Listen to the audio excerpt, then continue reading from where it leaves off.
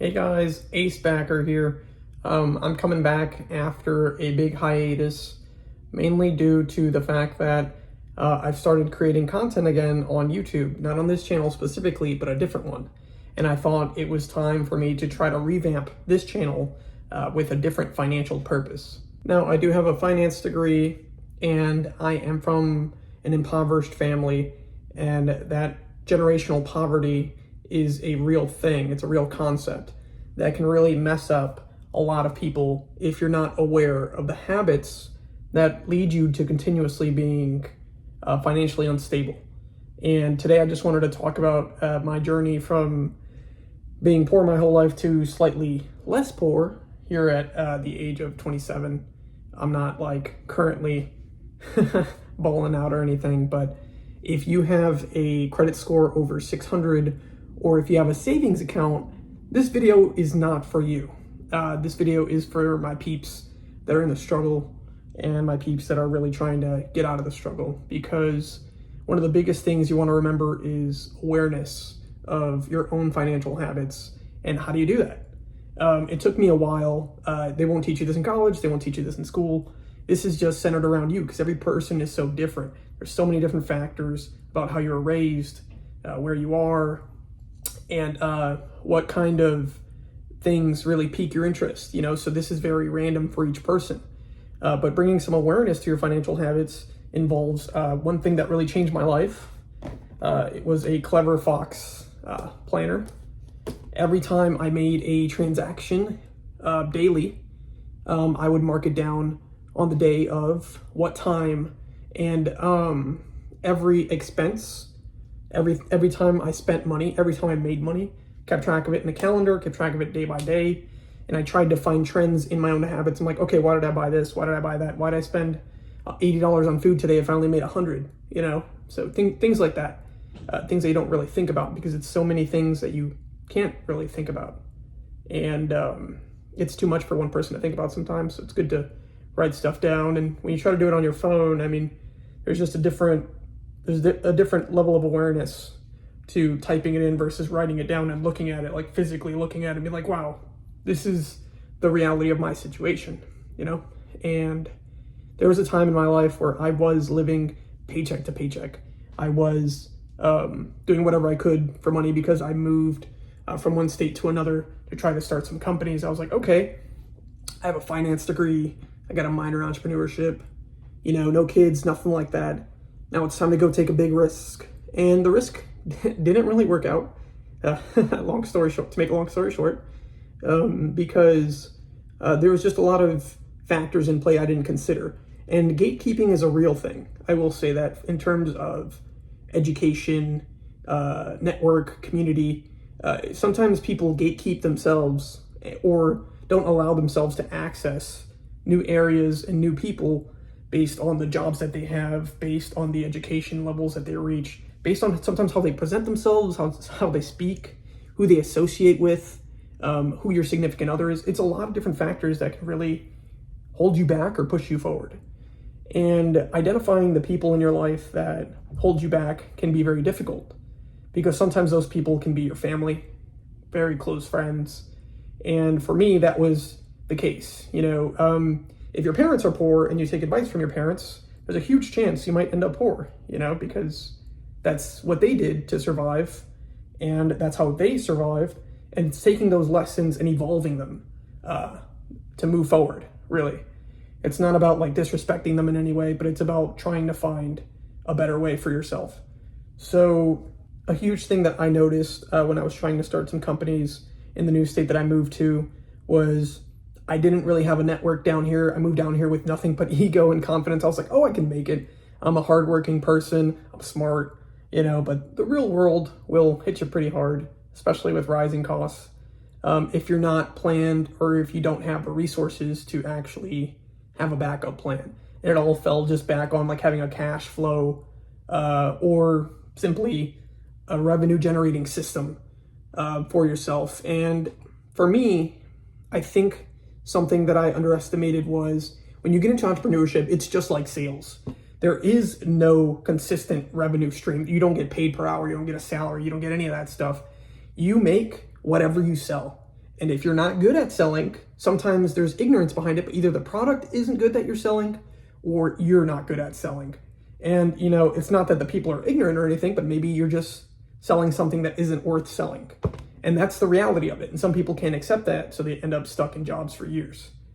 But if you want to move up from consistently, minimum wage jobs or $15 an hour, $20 an hour, stuff like that, from those kind of jobs, it's like you have to take on those sales positions, those commission positions, to understand how the system works.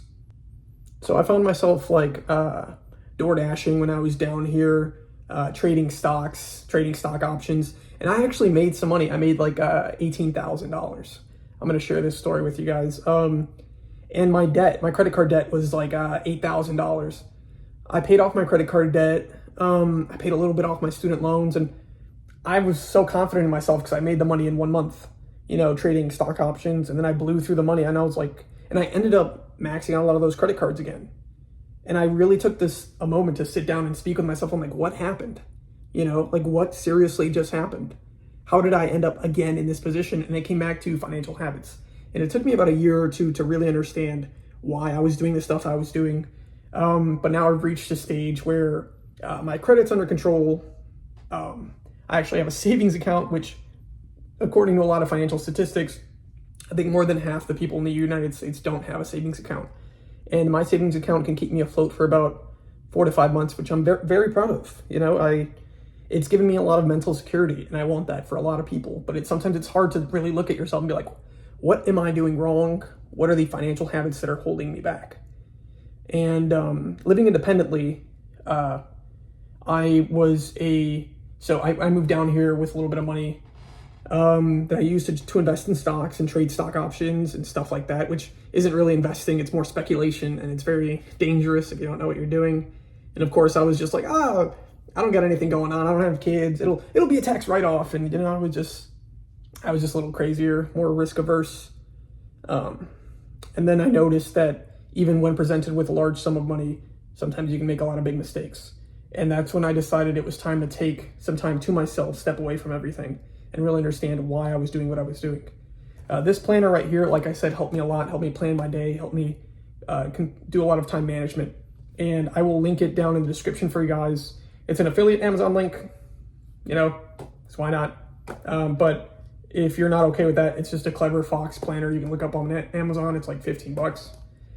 They have bigger versions too. I use both. They're great. Don't really need the stickers or anything in there, just the planner itself and knowing how to use it for yourself and studying yourself to improve yourself. So at some point I hit a rock bottom because I was spending all this money trying to start a revenue generating system. I was selling solar panels. I tried to start a portable charger, on-demand rentable service, in the city I was in, and none of it worked. I didn't have the scale. I didn't have the demand, and maybe it was just too much of a niche market. I wasn't selling people what I thought they needed. I found a problem and I, had a false positive, and I just thought maybe this is a business, but it wasn't. And eventually I found myself in a rut, and I had to DoorDash. I had a serving job. I was a waiter. I'm still a part-time waiter now. And I gave up my financial career to pursue entrepreneurship. And overall, I came back to YouTube. My other channel got monetized. I actually found some success in it. I mainly did shorts on it while I was DoorDashing because that's all I could do on my creative time. Slightly free time between orders. I was just posting shorts, and eventually I got more and more traction. And I built something that I was slightly proud of. And I'm transitioning that channel into long form content. But the channel has 47,000 subscribers, something like that. And it's generating a couple $100 a month. It's giving me a lot to think about, and it's almost like a sales position, like I said, because the revenue isn't stable, especially with that content. Because sometimes you're producing a video people like, sometimes you're producing something that's just trending at the time, and maybe it's a false positive, and sometimes there's no stability, so you have to be very careful with your money. And so currently, that channel has allowed me the leeway to reduce my job from full-time, working 80, 60 hours a week to try to pay bills and build up a savings account, to now working just 15 to 18 hours a week to allow myself a lot more free time to commit to YouTube. And another big reason I came back, I'll be honest with you guys, is because I have a financial degree and I haven't been using it. The main reason I was monetizing the other channel is because it was gaming. And I loved gaming. I grew up as a gamer. And I just myself really liked the idea of committing to something that I was going to do anyways. And I played a lot of video games. Then I got to a point where I was like, okay, well, now it's time to take these skills and apply it elsewhere. I have this financial knowledge, this financial base. I should probably use it. And believe it or not, finance is one of the highest paying ad sources on YouTube. So it only made sense for me to come back on this financial channel, but with a different mindset. It's nothing about crypto, nothing about speculating stocks. I will talk about that more in depth in the future to try to explain to you guys why it's not worth it, but more focused on investing and mature financial decisions that will, in the long term, help you build. Well, what I'm trying to build is a revenue generator, right? A revenue generator based on a brand, and eventually, hopefully, growing that into some type of innovation in the future. I used to not treat YouTube as a business. I just thought it was for fun. I thought it was for games. And I noticed how seriously a lot of people took it, and how serious the money was in this space. And I figured I could use this as a base. I could use this as my funder to build something innovative. I always wanted to get into tech. I always wanted to do something and contribute back to the world in terms of science. And now I've been humbled, to say the least. And I really wanted to share my journey about how important it is to get your credit score to a good spot, to pay your credit cards on time. I have currently maybe 6 credit cards. I have student loans, and all of it's manageable, and I still have a savings account. I started making extra payments on my credit cards to help cut them down significantly. And my debt has become so manageable that now I'm just okay, it's time to proceed with the next phase of content creation. And here we are. One of the reasons I wanted to make this video is because I feel like I needed to get a lot of this off my chest to my viewers that are out here. And I wanted to make sure that you guys know if you have any questions. I consider myself very generationally poor and impoverished based on a lot of factors, living paycheck to paycheck, $0 savings account for years. That's what I considered poor, not being able to afford the basic necessities. And now I'm in a position where it's gotten a lot better, and I'm very grateful for that. There's a lot of mental clarity. Everything's a little bit more relaxed, and it's nice not having to get up and having to go work 10 to 12 hours a day just to scrape by. That was a very tough time, very tough, 2-3 years of consistently doing. Well, when I was younger, I was still working a lot, but it's also because of how I was raised. I was working 80 hours a week at 15 years old at a grocery store, burning myself in a kitchen, and it's everybody's situation's a little different. And I guess that's a story for another time. I could talk about that all day. But I use those skills now to help me get out of that slump. I worked until I figured out these are the basic necessities: rent, food, and gas. You don't need anything else. Cancel all your subscriptions, cancel everything else. You don't need this, you don't need that. You can walk outside, you don't need the gym, right? And I was living off of a $7 McDonald's combo, 2 spicy McChickens and a basket of fries, or 2 double cheeseburgers and a basket of fries for $7 every day. And it was terrible for me, of course, but it was the only thing I could do to get by for a while.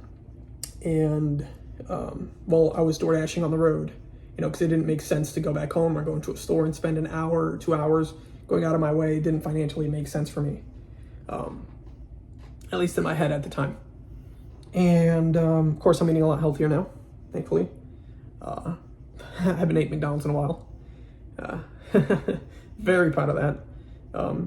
And if you're upper class, middle class, you probably wouldn't understand, but when you're from the lower class and you can say, I didn't have to eat McDonald's this week or this month, it's a big deal. It's a huge deal. Okay, you're not poor enough, okay, if you don't get it, right?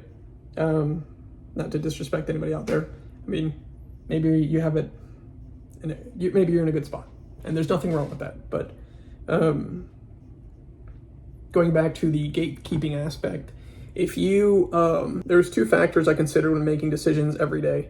One of them was, it was either economic related or it was emotionally related. And there's no other options. They have to fall into those categories. But sometimes the emotional weight is what really gets you. You have to put a lot of those emotions aside to really build up your economical values and points to have a better emotional barrier for yourself. And what I mean by that, if that's confusing, is you have to decide how you spend your energy, with what kind of people, and how. It's like you have a certain amount of energy each day, certain amount of motivation each day for yourself that one human can possess, right, by yourself. And if you meet someone that destroys your motivation every day, someone that maybe you're in a toxic relationship with, maybe you have a parent that doesn't support you, maybe you have friends that are always bringing you down, that kind of stuff will wear on your motivation over time, what you think of yourself, and it's all a mindset. So it really does affect the amount of energy you carry each day emotionally. And that emotional energy will eventually affect your economics, because sometimes you have to make tough decisions. You have to make decisions that are good for you, not good for you. Hey, is it worth going out with your family and spending $200 and being dirt broke for the next week? Or is it worth it telling them, like, I'm not going to go, breaking their hearts, but now having $200 saved for the month? You know, it's like certain decisions like that where you have to make in our positions of saying, like, this could really change our future, because something could come up, an emergency could come up that we can't foresee. And it's those variables that really get you. It's those variables of not knowing what's coming, and preparing, and preparation is really the key to all this. It's like just knowing, trying to expect the unexpected. Every dollar you make, you don't have to spend. If you don't have a savings account right now and you're watching this, there's a huge chance you're spending more than you should be. A lot of you might be in a position where you've let your expenses exceed your revenue, and that's terrible. You need to bring that down some way, somehow, because that's no way to live, and that's what I had to do. I was spending maybe like 1.5 of what I made. So like over 50% of what I made each day, and it wasn't really making any sense. If you keep living your life that way, you'll just be poor forever. So anyways, I guess going into the details of it, what I'm going to be doing now is maybe trying to start some videos about looking at your expenses versus your revenue to actually help you guys personally on what you could be doing better for yourself, you know, to improve your life. Because of YouTube's terms of service, I have to say that this is all for entertainment purposes. I'm not giving out financial advice to anyone, and that's mainly because it's protecting you guys, protecting myself, and it's like I'm coming from a place of sharing my own experience, my own thoughts.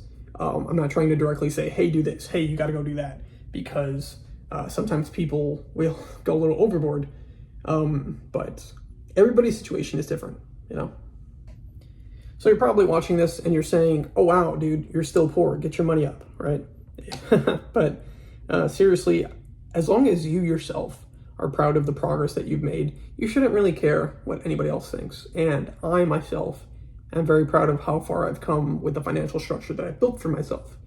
Because now, when those large sums of money start coming in again, when those revenue businesses, those revenue generators start expanding and growing, I know that I'm going to be able to handle it fluently. I know that I will be having a structured approach to where I'll never be in a position where I'm living paycheck to paycheck again, as long as I'm financially responsible. If you don't have a plan A and a plan B, you really have no plan at all. Anyways, I guess that's all I got for this video. That's all I got to yap about today. Let me know what you guys think. Comment down below, like the video. And yeah, I'll be taking a look at maybe like some investments, some stocks. Starting again next week, we'll be going in depth in like maybe like some quarterly earning reports, or listening to some quarterly calls, maybe analyzing some stocks. I know that there's been a lot going on since I haven't come back. You know, the AI bubble, we got wars in different countries. There's just a lot going on, and we got a lot to talk about, a lot to cover, and I'm looking forward to it. This is Ace Backer, catching you guys later.